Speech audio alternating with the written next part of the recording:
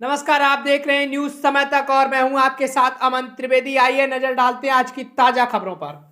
नमस्कार दोस्तों, स्वागत है आपका आज के मुख्य समाचारों में। यहां पर आपको देखने को मिलेंगे आज की तमाम बड़ी खबरें मुख्य समाचार ब्रेकिंग न्यूज अपडेट्स के रूप में। चलिए दोस्तों, जान लेते हैं आज की पहली बड़ी खबर। यूएन में गाजा संघर्ष विराम के लिए वोटिंग से दूर रहा भारत। प्रियंका गांधी बोली, हैरान और शर्मिंदा हूं, यह गलत है। जी हां दोस्तों, कांग्रेस महासचिव प्रियंका गांधी वाड्रा ने शनिवार को कहा कि वह इससे स्तब्ध और शर्मिंदा है कि संयुक्त राष्ट्र महासभा में गाजा में संघर्ष विराम का आह्वान करने वाले प्रस्ताव पर मतदान से भारत दूर रहा। उन्होंने यह भी कहा कि जब मानवता के हर कानून को ध्वस्त कर दिया गया है तो ऐसे समय में अपना रुख तय नहीं करना और चुपचाप देखते रहना गलत है। भारत ने संयुक्त राष्ट्र महासभा में उस प्रस्ताव पर मतदान से परहेज किया जिसमें इजराइल हमास संघर्ष में तत्काल मानवीय संघर्ष विराम का आह्वान किया गया था। दोस्तों, प्रियंका गांधी ने अपने सोशल मीडिया मंच एक्स पर किए अपने पोस्ट में महात्मा गांधी के उस कथन का उल्लेख भी किया कि आंख के बदले आंख पूरी दुनिया को अंधा बना देती है। उन्होंने कहा कि मैं स्तब्ध और शर्मिंदा हूं कि हमारा देश गाजा में संघर्ष विराम के लिए हुए मतदान में अनुपस्थित रहा। इसके बाद दोस्तों, अगली बड़ी खबर। टीएमसी सांसद महुआ मोइत्रा ने मांगा समय तो एथिक्स कमेटी ने कहा 2 नवंबर को पेश हो, तारीख नहीं बढ़ेगी। दरअसल दोस्तों, संसद में पैसे लेकर सवाल पूछने के मामले में लोकसभा की एथिक्स कमेटी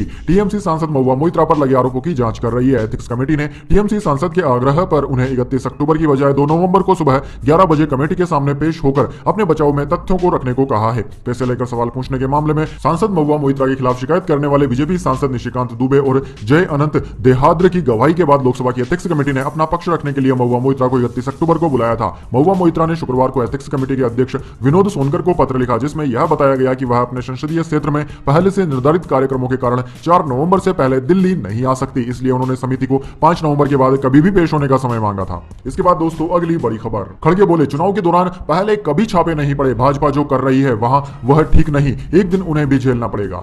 जी हां दोस्तों, कांग्रेस अध्यक्ष मल्लिकार्जुन खड़गे ने शनिवार यानी कि 28 अक्टूबर को विपक्षी पार्टियों के खिलाफ परिवर्तन निर्देशालय ईडी की कार्रवाई को लेकर केंद्र सरकार पर निशाना साधा। खड़गे ने न्यूज एजेंसी एएनआई से कहा कि हम 50 सालों से राजनीति में हैं, इससे पहले चुनाव के दौरान ईडी के छापे कभी नहीं पड़े। भाजपा कांग्रेस के नेताओं को डराना झुकाना चाहती है, हम डरेंगे नहीं बल्कि मुकाबला करेंगे। भाजपा हमेशा ऐसा करती है, वो जो कर रही है वह ठीक नहीं है, एक दिन भाजपा को भी यह सब झेलना पड़ेगा। दरअसल दोस्तों, कांग्रेस अध्यक्ष ने आरोप लगाया कि राजस्थान में भाजपा सीएम अशोक गहलोत का चुनाव खराब कराना चाहती है। दरअसल 2 दिन पहले 26 अक्टूबर को ईडी ने कांग्रेस के प्रदेश अध्यक्ष गोविंद सिंह डोटासरा के जयपुर और सिक्कर स्थित घरों पर रेड की थी। इसके बाद दोस्तों, अगली बड़ी खबर। गाजा में हालात बेहद खराब, हमें अपने कर्मचारियों की चिंता, नहीं हो पा रहा संपर्क, डब्ल्यूएचओ चीफ ने की अपील। जी हां दोस्तों, डब्ल्यूएचओ यानी कि विश्व स्वास्थ्य संगठन का गाजा में अपने कर्मचारियों और हेल्थ फैसिलिटी से संपर्क टूट गया है। डब्ल्यूएचओ प्रमुख टेड्रोस एडनोम घेब्रेयेसस ने सोशल मीडिया प्लेटफॉर्म एक्स पर जानकारी दी कि विश्व स्वास्थ्य संगठन अपने कर्मचारियों और स्वास्थ्य सुविधाओं के संपर्क से बाहर है। इतना ही नहीं, विश्व स्वास्थ्य संगठन ने गाजा की स्थिति पर चिंता जाहिर की है और दुनिया के शक्तिशाली देशों से युद्ध विराम के लिए पहल करने की अपील की है। डब्ल्यूएचओ प्रमुख टेड्रोस घेब्रेयेसस ने अपने पोस्ट में कहा कि गाजा में भीषण बमबारी की खबरें बेहद दुखद है। ऐसी परिस्थिति में न तो मरीजों को बाहर निकालना संभव है और न ही सुरक्षित आश्रय ढूंढना। ब्लैकआउट के कारण एम्बुलेंसों के लिए घायलों तक पहुंचना भी असंभव हो रहा है। हम अभी भी अपने कर्मचारियों और स्वास्थ्य सुविधाओं के संपर्क से बाहर हैं, मुझे उनकी सुरक्षा की चिंता है। विश्व स्वास्थ्य संगठन उन सभी से जिनके पास युद्ध विराम के लिए दबाव डालने की ताकत है अपील करता है कि वे अभी कार्यवाही करें। इसके बाद दोस्तों, अगली बड़ी खबर। भारत से यूरोप 11 नहीं 7 दिन में पहुंचेगा सामान, लागत भी 30% कम। आईएमईसी कॉरिडोर के तहत सऊदी में 1200 किलोमीटर का ट्रैक बना। जी हां दोस्तों, दिल्ली में G20 समिट के दौरान घोषित हुआ ऐतिहासिक India middle east Europe economic corridor रफ्तार पकड़ रहा है। नवी मुंबई के जवाहरलाल नेहरू पोर्ट या गुजरात के मुद्रा पोर्ट से आईएमईसी रूट से यूरोप में ग्रीस के पिराइसस पोर्ट तक माल पहुंचाने में समय और लागत में कमी आएगी। विशेषज्ञों के अनुसार स्वेज नहर से भेजे जाने वाले माल की तुलना में आईएमईसी से 40% कम समय लगेगा और परिवहन लागत में 30% की कमी आएगी। भारत से माल जहाज और रेल के माध्यम से 7 दिन में यूरोप में ग्रीस के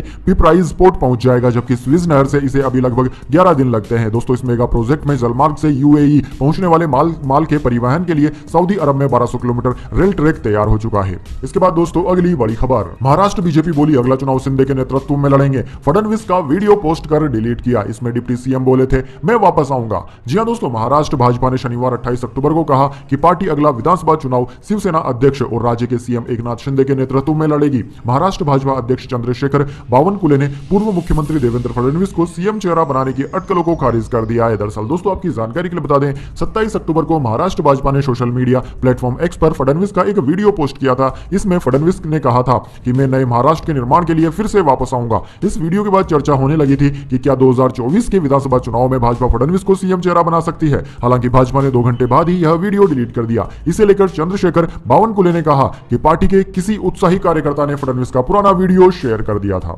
इसके बाद दोस्तों अगली बड़ी खबर, रोजगार मेला 2023, प्रधानमंत्री मोदी ने 51,000 युवाओं को सौंपे नियुक्ति पत्र, 10 लाख नौकरियां देने का है लक्ष्य। जी हां दोस्तों, प्रधानमंत्री मोदी ने शनिवार को एक वीडियो कॉन्फ्रेंसिंग कार्यक्रम के माध्यम से हाल ही में भर्ती हुए 51,000 युवाओं को अपॉइंटमेंट लेटर सौंपे हैं। कार्यक्रम के दौरान प्रधानमंत्री ने रोजगार मेले, एक नौकरी मेले की सफलता और युवाओं के रोजगार पर इसके महत्वपूर्ण प्रभाव पर भी ध्यान खींचा। इस मौके पर मोदी ने कहा कि रोजगार मेले के तहत अब तक लाखों युवाओं को सरकारी नौकरियों के लिए नियुक्ति पत्र दिए जा चुके हैं। प्रधानमंत्री मोदी ने कहा कि रोजगार मेला पहल पिछले साल अक्टूबर में शुरू की गई थी और तब से इसे देश भर में केंद्रीय स्तर पर और भाजपा शासित राज्यों में अलग अलग जगहों पर आयोजित किया गया है। रोजगार मेला देश भर में 37 अलग अलग स्थानों पर आयोजित किया जा रहा है। इससे विभिन्न केंद्रीय सरकारी विभागों के साथ साथ राज्य सरकारों और केंद्र शासित प्रदेशों में भर्ती की सुविधा मिलती है। इसके बाद दोस्तों अगली बड़ी खबर, अल शिफा अस्पताल में 50,000 फिलिस्तीनियों ने ली पनाह, रोटी के टुकड़ों दाल से पेट भर रहे, नहाने पीने के लिए सिर्फ खारा पानी है। जी हां दोस्तों, इजराइल हमास जंग के बीच गाजा के अल शिफा अस्पताल में करीब 50,000 बेघर फिलिस्तीनियों ने पनाह ले रखी है। इनमें से ज्यादातर लोगों के घर हमले में तबाह हो चुके हैं। अल जजीरा के मुताबिक सोलर पावर जनरेटर के भरोसे चल रहा यह अस्पताल किसी भी वक्त बंद हो सकता है। इसके बावजूद फिलिस्तीनियों ने साउथ गाजा जाने की जगह इस अस्पताल में रहने का फैसला किया है। अल शिफा में मैकशिफ्ट टेंट लगाकर रह रहे फिलिस्तीनियों के पास खाना पानी की कमी है। यहां दिन की शुरुआत होते ही लोग पानी के पाइप और नल के सामने लाइन लगा लेते हैं। इजराइल ने गाजा में बिजली सप्लाई रोक दी थी, लिहाजा यहां लोगों को नल से खारे पानी से ही गुजारा करना पड़ रहा है। खाने के लिए लोगों को डिब्बे में बंद फावा, बीन्स, रोटी और दाल मिलती है। इसके बाद दोस्तों अगली बड़ी खबर, इजराइल को तुरंत इस पागलपन को रोक देना चाहिए, युद्ध के बीच भड़के तुर्की के राष्ट्रपति। जी हां दोस्तों, तुर्की के राष्ट्रपति रजब तैयब एर्दोगन ने इजराइल हमास के बीच जारी युद्ध को लेकर बड़ा बयान दिया है। एर्दोगन ने शनिवार को इजराइल की ओर से की जा रही जवाबी कार्रवाई को पागलपन बता दिया। साथ ही उन्होंने गाजा पर हो रहे हमलों को तत्काल बंद करने की अपील भी की है। दरअसल दोस्तों, आपकी जानकारी के लिए बता दें कि इजराइल और हमास में जारी युद्ध को 3 हफ्ते से अधिक समय हो चुका है। हाल ही के दिनों में इजरायली सेना ने फिलिस्तीनी क्षेत्र पर हमले तेज कर दिए हैं। तुर्की के राष्ट्रपति ने एक्स, जो कि पहले ट्विटर था, उस पर पोस्ट किया कि गाजा पर इजरायली बमबारी कल रात तेज हो गई और एक बार फिर महिलाओं, बच्चों और निर्दोष नागरिकों को निशाना बनाया जा रहा है। ऐसे में इजराइल ने चल रहे मानवीय संकट को और खराब कर दिया है। एर्दोगन ने अपने पोस्ट में कहा कि इजराइल को तुरंत इस पागलपन को रोक देना चाहिए और अपने हमलों को समाप्त करना चाहिए। इसके बाद दोस्तों अगली बड़ी खबर, एक्स ने 2 नए सब्सक्रिप्शन प्लान लॉन्च किए। बेसिक प्लान के लिए हर महीने 244 और प्रीमियम प्लस के लिए 1300 रुपए देने होंगे। जी हां दोस्तों, सोशल मीडिया प्लेटफॉर्म एक्स ने 2 नए सब्सक्रिप्शन प्लान लॉन्च किए हैं। इनमें से एक एड फ्री प्लान है जिसे कंपनी ने प्रीमियम प्लस नाम दिया है। प्रीमियम प्लस प्लान के लिए यूजर्स को हर महीने 1300 रुपए देना होगा। दूसरा बेसिक प्लान है, इसके लिए यूजर्स को हर महीने 243.75 रुपए देने होंगे। हालांकि दोस्तों अभी यह दोनों प्लान केवल वेबसाइट पर अवेलेबल हैं। इसके अलावा पहले से मौजूद प्रीमियम सब्सक्रिप्शन प्लान को भी यूजर हर महीने 650 रुपए देकर सब्सक्राइब कर सकते हैं। इसके बाद दोस्तों अगली बड़ी खबर, चुनाव से पहले कांग्रेस को बड़ा झटका, पायलट की करीबी ज्योति खंडेलवाल बीजेपी में हुई शामिल। जी हां दोस्तों, आपने बिल्कुल सही सुना। राजस्थान में विधानसभा चुनाव से पहले कांग्रेस को आज बड़ा झटका लगा है। दरअसल दोस्तों, जयपुर की पूर्व मेयर और सचिन पायलट की करीबी माने जाने वाली ज्योति खंडेलवाल ने बीजेपी में शामिल होने का फैसला कर लिया है और वह हो भी गई है। सूत्रों के मुताबिक ज्योति खंडेलवाल किशनपोल विधानसभा सीट से बीजेपी के टिकट पर मैदान में उतर सकती है। दोस्तों, माना जा रहा है कि किशनपोल विधानसभा सीट के लिए बीजेपी को मजबूत उम्मीदवार की तलाश थी। ज्योति मिर्धा के बाद अब ज्योति खंडेलवाल के बीजेपी में आने से कई समीकरण नए बन रहे हैं। जयपुर में इस फेरबदल के बाद कई सीटों पर जातिगत समीकरण बनेंगे और बिगड़ेंगे भी।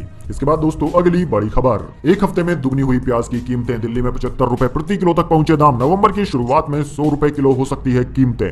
जी हां दोस्तों, आपने बिल्कुल सही सुना। पहले टमाटर ने रुलाया और अब प्याज फिर से रुलाने को तैयार हो गया है। दरअसल दोस्तों, नवरात्रि के बाद से देश भर में प्याज के दाम अचानक बढ़ने लगे हैं। राजधानी दिल्ली में बीते एक हफ्ते में प्याज की कीमतों में दुगनी बढ़ोतरी हो गई है। यहां अलग अलग बाजारों में प्याज की खुदरा कीमतें 75 रुपए प्रति किलो तक पहुंच गई है। वहीं दोस्तों, महाराष्ट्र के Lasalgaon agriculture product market committee यानी कि एपीएमसी मार्केट में प्याज की थोक कीमतें पिछले 15 दिन में करीब 58 से 60% तक बढ़ गई है। दोस्तों, दिल्ली के गाजियाबाद में एक ट्रेडर ने न्यूज एजेंसी एएनआई को बताया कि आज 28 अक्टूबर को दिल्ली में प्याज का दाम 70 रुपए प्रति किलो हो गया है। वहीं दोस्तों, सरकार भी अपने बफर स्टॉक को बाहर निकाल रही है ताकि प्याज की कीमतों को नियंत्रित किया जा सके, लेकिन फिर भी प्याज की कीमतें लगातार बढ़ती ही जा रही है। इसके बाद दोस्तों अगली बड़ी खबर, मुकेश अंबानी को फिर जान से मारने की धमकी, मेल भेजकर 20 करोड़ मांगे, कहा हमारे पास देश के बेस्ट शूटर्स हैं, एफआईआर हुई दर्ज। जी हां दोस्तों, बिजनेसमैन मुकेश अंबानी को फिर से जान से मारने की धमकी मिली। अज्ञात शख्स ने उन्हें एक ईमेल भेजकर 20 करोड़ रुपए की मांग की है। कहा गया है कि देश के बेस्ट शूटर्स से उनको मरवा देंगे। सूत्रों के मुताबिक अंबानी को यह धमकी गुरुवार को शाम को मिली।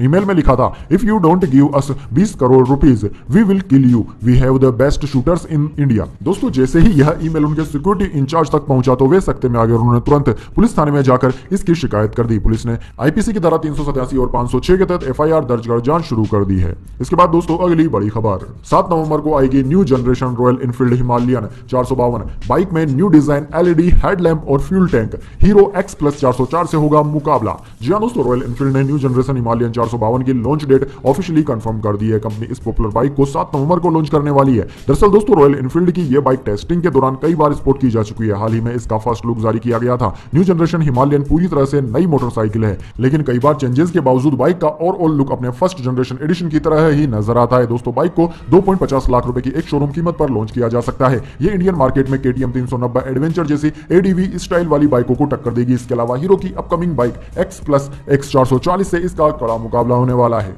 इसके बाद दोस्तों अगली बड़ी खबर, स्टारलाइट टेक्नोलॉजी ने डेवलप किया 160 माइक्रोन ऑप्टिकल फाइबर। कंपनी का दावा यह टेलीकम्युनिकेशन के लिए दुनिया का सबसे पतला फाइबर है। जी हां दोस्तों, पुणे बेस्ट ऑप्टिकल और digital solution company starlight technologies limited STL ने 160 माइक्रोन ऑप्टिकल फाइबर डेवलप किया है, जिसके बारे में कंपनी का दावा है कि यह टेलीकम्युनिकेशन के लिए दुनिया का सबसे पतला फाइबर केबल है। महाराष्ट्र में STL के सेंटर और एक्सीलेंस में इस इनोवेशन का स्वदेशी रूप से कॉन्सेप्ट तैयार किया गया और इसे डेवलप किया गया। स्टारलाइट अब इस टेक्नोलॉजी को डेवलप और पेटेंट कराने वाली वर्ल्ड लेवल पर पहली कंपनी बन गई है। इसके बाद दोस्तों अगली बड़ी खबर, दुष्कर्म, लूट और डकैती में नंबर 1 है मुसलमान। बदरुद्दीन अजमल बोले, हम जेल जाने में भी सबसे आगे। जी हां दोस्तों, असम के all India United democratic front के चीफ मौलाना बदरुद्दीन अजमल ने दुष्कर्म, चोरी, लूटपाट और डकैती जैसे अपराधों में मुस्लिमों को नंबर 1 बताया। उन्होंने कहा कि हम जेल जाने में भी नंबर 1 है। बदरुद्दीन ने यह बयान 20 अक्टूबर को असम में एक कार्यक्रम के दौरान दिया था, जिसके बाद से उनकी आलोचना शुरू हो गई। हालांकि बदरुद्दीन अपने बयान पर कायम रहे। वहीं एक मीडिया चैनल को दिए गए इंटरव्यू में अपने बयान पर स्पष्टीकरण देते हुए कहा कि मैंने कुछ भी गलत नहीं कहा। अपराधों में शामिल होने की आदत सीधे तौर पर शिक्षा की कमी से जुड़ी हुई है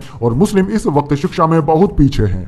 इसके बाद दोस्तों अगली बड़ी खबर, पाकिस्तानी प्लेयर्स को 5 माह से सैलरी नहीं मिली। वर्ल्ड कप के दौरान पूर्व कप्तान का सनसनीखेज दावा। जी हां दोस्तों, वर्ल्ड कप 2023 में पाकिस्तान की टीम सेमीफाइनल की रेस से लगभग बाहर हो चुकी है। टीम को पिछले 4 मुकाबलों में लगातार हार का सामना करना पड़ा और 6 मैचों के बाद 2 जीत के साथ टीम के खाते में महज 4 अंक है। चीफ प्रतिद्वंदी भारत और इसके बाद ऑस्ट्रेलिया और अफगानिस्तान के खिलाफ मैच में लचर प्रदर्शन कर हारने के बाद पाकिस्तान टीम को अपने मुल्क में पूर्व क्रिकेटरों और आवाम की तीखी आलोचनाओं का सामना करना पड़ रहा था। लेकिन दक्षिण अफ्रीका के खिलाफ मैच के बाद इस स्थिति में कुछ बदलाव आया है। दक्षिण अफ्रीका के खिलाफ कांटे के मुकाबले में हारने के बाद में उनके पूर्व कप्तान शाहिद अफरीदी और रमीज राजा सहित कई पूर्व क्रिकेटरों ने उनकी सराहना की। इस मैच में आखिरी क्षणों में एक LBW का फैसला भी पाकिस्तान टीम के खिलाफ गया। यदि यह निर्णय पाक टीम के पक्ष में जाता तो वह मुकाबले को जीत लेती। वहीं दोस्तों इस वक्त पाकिस्तान की टीम वर्ल्ड कप जैसे प्रतिष्ठित मुकाबले खेल रही है, लेकिन इसी वक्त पूर्व कप्तान राशिद लतीफ ने सनसनीखेज आरोप लगाते हुए कहा है कि पाकिस्तान टीम के प्लेयर्स को पिछले 5 माह से सैलरी तक नहीं मिली है। विकेटकीपर के तौर पर पाकिस्तान के लिए खेल चुके लतीफ ने PTV स्पोर्ट्स पर कहा कि पाकिस्तान के मीडिया में कई तरह की बातें हो रही है, लेकिन शायद ये झूठी न्यूज है।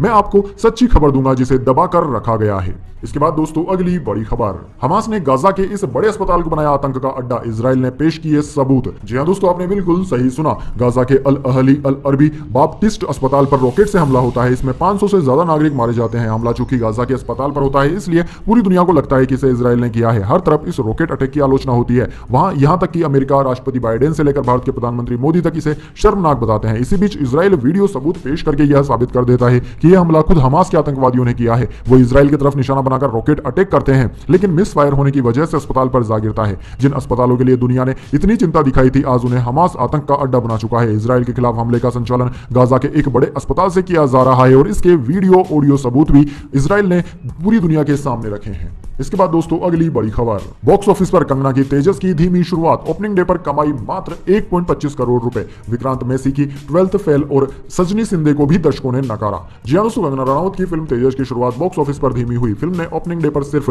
1.25 करोड़ रुपए का कलेक्शन किया है। ये फिल्म तब रिलीज हुई है जब सिनेमाघरों में साउथ की फिल्में अच्छा परफॉर्मेंस कर रही है। यही कारण है कि फिल्म पहले दिन ही कमाई की रफ्तार में पीछे रह गई है। दूसरी तरफ दोस्तों विक्रांत मैसी की फिल्म 12th फेल भी उम्मीदों पर खरी साबित नहीं हुई है। पहले दिन फिल्म का कलेक्शन 1 करोड़ रुपए रुपए तक रहा। वहीं फिल्म सजनी शिंदे का वायरल वीडियो के ओपनिंग डे कलेक्शन की बात की जाए तो इसने बॉक्स ऑफिस पर 0.15 करोड़ का कलेक्शन किया, यानी कि मात्र 15 लाख का कलेक्शन किया है। कुल मिलाकर इस शुक्रवार रिलीज हुई सभी बॉलीवुड की फिल्मों ने निराशाजनक कमाई की है। इसके बाद दोस्तों अगली बड़ी खबर, टू व्हीलर खरीदने वालों के लिए बड़ी खुशखबरी, ओला कंपनी दे रही है तगड़ा डिस्काउंट। जी हां दोस्तों, घरेलू बाजार में मौजूद इलेक्ट्रिक कंपनियां फेस्टिवल सीजन में ज्यादा से ज्यादा ग्राहकों को अपनी तरफ खींचने के लिए डिस्काउंट ऑफर्स की पेशकश कर रही है। अगर आप भी खरीदने का प्लान बना रहे हैं तो इन ऑप्शंस पर आप नजर डाल सकते हैं। दरअसल दोस्तों, दिग्गज इलेक्ट्रिक टू व्हीलर बनाने वाली कंपनी ओला फेस्टिवल सीजन में अपने ई स्कूटर पर 24,000 रुपए तक की छूट की पेशकश कर रही है। ऑफर्स के साथ ही ओला S1 Pro 2 जेन की बैटरी पर 5 साल की वारंटी और ओला S1 एयर पर 50 छूट के बाद वारंटी एक्सटेंशन की पेशकश की जा रही है। वहीं पुराने स्कूटर पेट्रोल स्कूटर के बदले ओला खरीदने पर 10,000 रुपए तक का एक्सचेंज ऑफर भी दिया जा रहा है ना दोस्तों। आपके काम की खबर, क्योंकि दोस्तों पेट्रोल डीजल तो आजकल महंगा होता ही जा रहा है, लेकिन अगर आप इलेक्ट्रिक गाड़ी खरीद लेते हैं तो वह आपको काफी सस्ती पड़ जाती है। तो दोस्तों फिलहाल खबर में इतना ही। तब तक के लिए देखते रहिएगा न्यूज समय तक और दीजिए यानी हमें यानी कि अमन त्रिवेदी को इजाजत। नमस्कार।